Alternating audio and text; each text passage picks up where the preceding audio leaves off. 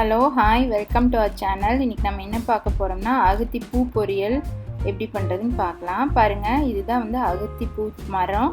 அதில் பாருங்கள் ரெட் கலரில் இருக்கிறது வந்து அகத்தி பூ. இதை பொரித்து நம்ம வந்து ஒரு பொரியல் மாதிரி பண்ணலாம். அது கீரையும் நம்ம வந்து பொரியல் மாதிரி பண்ணிக்கலாம். இன்றைக்கி நம்ம வந்து அகத்தி பூ பொரியல் எப்படி பண்ணுறதுன்னு பார்க்கலாம். ஃபஸ்ட்டு இந்த அகத்திப்பூவை வந்து நம்ம க்ளீன் பண்ணணும். உள்ளே வந்து ஒரு நார் மாதிரி இருக்கும், அது ஒன்று மட்டும் வந்து பிச்சு எடுத்துடணும்.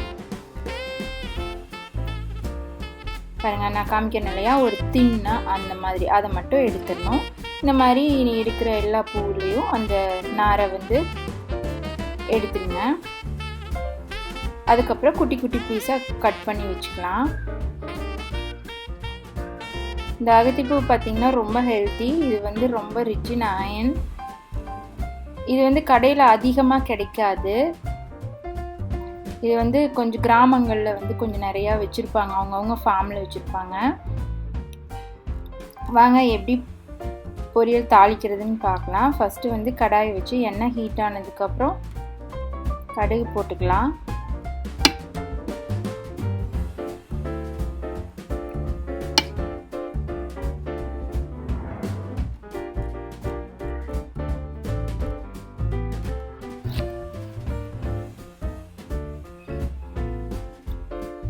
அப்புறம் கடலைப்பருப்பு,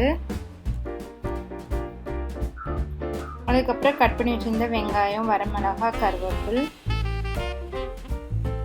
இதுக்கு எந்த வெங்காயம் வேணாலும் எடுத்துக்கலாம். நான் இன்னைக்கு பெரிய வெங்காயம் எடுத்துருக்கேன். அதுக்கப்புறம் வெங்காயம் வணங்கினதுக்கப்புறம் நம்ம கட் பண்ணி வச்சுருந்த பூ இந்த மாதிரி குட்டி குட்டியாக கட் பண்ணி வச்சுக்கணும்.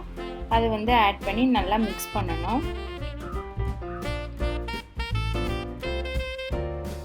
நல்லா மிக்ஸ் பண்ணி பூ இந்த மாதிரி ஆயிடும். அதுக்கப்புறம் ஒரு அரை டம்ளருக்கு ரொம்பவே கம்மியாக தண்ணி ஊற்றணும் வேகிறதுக்கு. அதுக்கப்புறம் மிளகு பொடி போடுறேன்.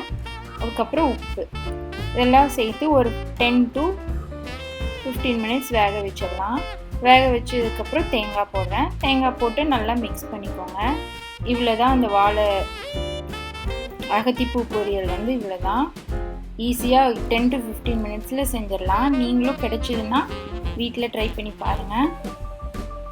தேங்க்யூ.